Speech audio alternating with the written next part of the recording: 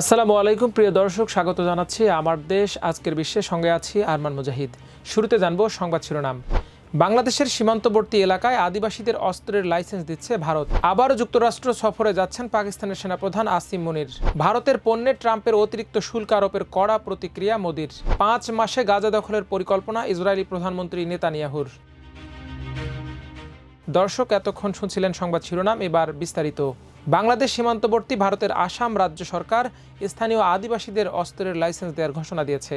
আসামের কট্টর হিন্দুত্ববাদী মুখ্যমন্ত্রী হিমন্ত বিশ্ব শর্মা এ ঘোষণা দিয়েছেন। তার এ ঘোষণা রাজ্যের মুসলমানদের মাঝে ব্যাপক উদ্বেগ তৈরি করেছে। এর আগে আসামের মুখ্যমন্ত্রী হিমন্ত সতর্ক করে বলেছিলেন, অসমীয় ভাষাভাষী জনগোষ্ঠী বাংলাদেশ থেকে এমনকি তাদের নিজ গ্রামেও আক্রমণের হুমকিতে রয়েছেন।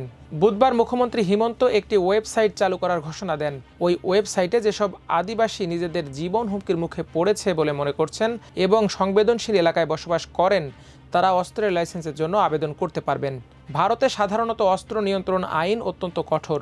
আসামের মুখ্যমন্ত্রী হিমন্তের এই উদ্যোগের তীব্র সমালোচনা করেছেন বিরোধী দলীয় নেতারা। সামাজিক যোগাযোগ মাধ্যম এক্সে দেয়া এক পোস্টে রাজ্যের বিরোধী দল কংগ্রেসের আইন প্রণেতা গৌরব গগৈ বলেছেন, এই উদ্যোগে গ্যাং সহিংসতা ও ব্যক্তিগত প্রতিশোধমূলক অপরাধ বৃদ্ধি পাবে।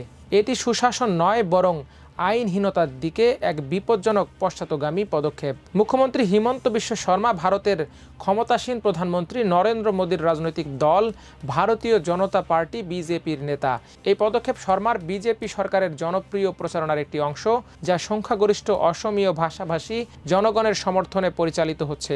এর মধ্যে রয়েছে যাদের অবৈধ বিদেশি বা সন্দেহজনক নাগরিক বলে মনে করা হয়, তাদের বিরুদ্ধে বড় পরিসরে উচ্ছেদ অভিযান পরিচালনা করা। এই পদক্ষেপকে ব্যাপকভাবে বাংলা ভাষাভাষী 35% মুসলমানদের নিশানা করেই নেওয়া হয়েছে বলে ধারণা করা হচ্ছে, যাদের মাতৃভাষা প্রতিবেশী বাংলাদেশের প্রধান ভাষা। তবে অনেক জাতিগত বাঙালি আসামের বহু পুরনো বাসিন্দা এবং তারা ভারতীয় নাগরিক। এমনকি 1947 সালে রক্তক্ষয়ী সংঘাতে ব্রিটিশ সাম্রাজ্যের পতনের সময় বাংলাদেশ আলাদা হয়ে যাওয়ার অনেক আগে থেকেই তাদের শিকড় আসামে রয়ে গেছে। এদিকে ভারত কখনোই তার কৃষক এবং জেলেদের স্বার্থের সঙ্গে আপোষ করবে না বলে জানিয়েছেন দেশটির প্রধানমন্ত্রী নরেন্দ্র মোদী। তিনি বলেন, যদি এজন্য তাকে চরম মূল্য দিতে হয় তাতেও পিছপা হবেন না। মার্কিন প্রেসিডেন্ট ডোনাল্ড ট্রাম্পের ভারতের পণ্যের ওপর 50% শুল্ক আরোপের প্রতিক্রিয়ায় তিনি এ কথা বলেন। বৃহস্পতিবার মোদী বলেন, কৃষকদের স্বার্থ আমাদের সর্বোচ্চ অগ্রাধিকার।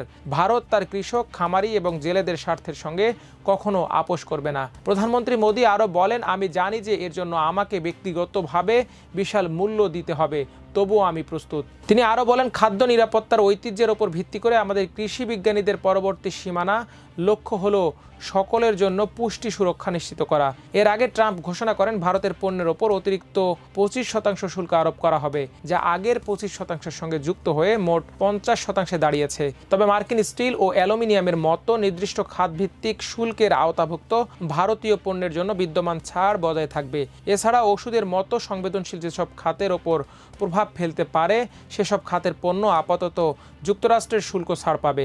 ভারত মার্কিন যুক্তরাষ্ট্রে বিভিন্ন ধরনের কৃষি পণ্য রপ্তানি করে। ট্রাম্পের শুল্ক আরোপের ফলে যেসব ক্ষেত্র ক্ষতিগ্রস্ত হবে তার মধ্যে কৃষি খাত একটি। এর আগে 50% শুল্ক আরোপের প্রতিক্রিয়ায় ভারতের পররাষ্ট্র মন্ত্রণালয় জানায়, রাশিয়া থেকে তেল কেনায় যুক্তরাষ্ট্র ভারতের ওপর অতিরিক্ত শুল্ক আরোপ করা হয়েছে।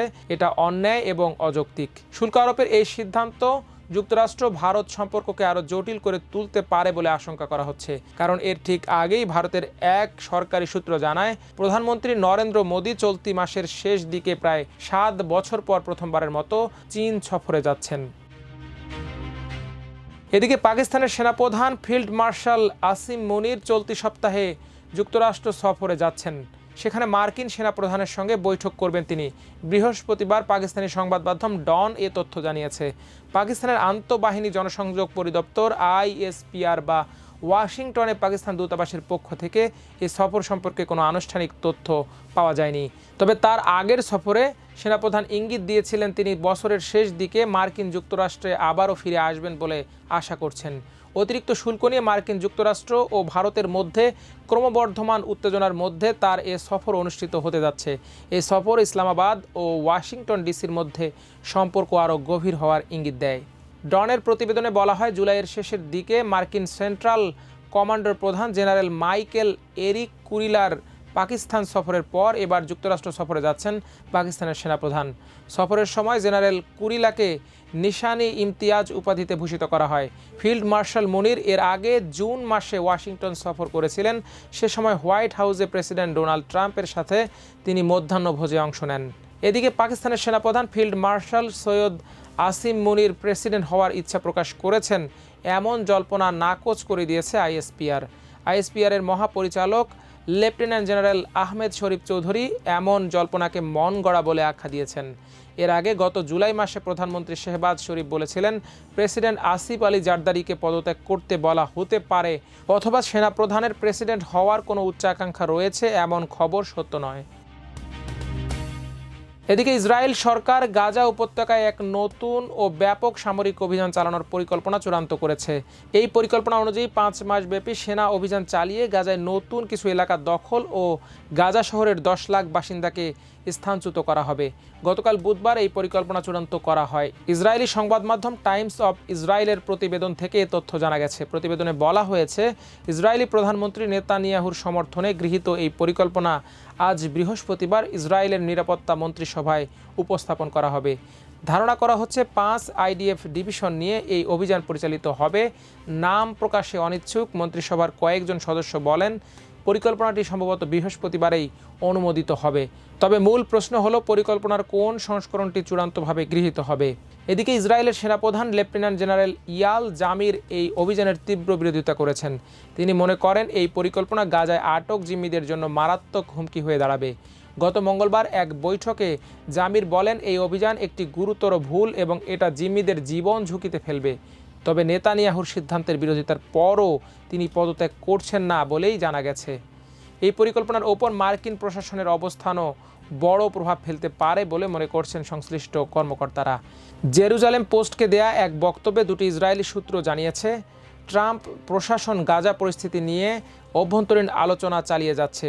তারা যে কোনো পরিকল্পনা প্রকাশ করলে তা ইসরায়েলের সামরিক পদক্ষেপ এবং বৃহস্পতিবারের নিরাপত্তা বৈঠকের সিদ্ধান্তকে প্রভাবিত করবে। এই পরিকল্পনার ফলে গাজার মানবিক সংকট আরও ঘনীভূত হওয়ার আশঙ্কা দেখা দিয়েছে। ইতোমধ্যে জাতিসংঘ সহ বিভিন্ন সংস্থা গাজার খাদ্য সংকট, পানির ঘাটতি ও বাস্তুহীনতার ওপর উদ্বেগ প্রকাশ করেছে। তার ওপর 10 লাখ মানুষের বাস্তুচ্যুতি এবং দীর্ঘমেয়াদী সামরিক উপস্থিতি পরিস্থিতিকে আরও বিপজ্জনক করে তুলতে পারে বলে আশঙ্কা করা হচ্ছে। দর্শক, আজ এই পর্যন্তই। সবাই ভালো থাকুন, সুস্থ থাকুন আমার দেশের সঙ্গে। আল্লাহ হাফেজ।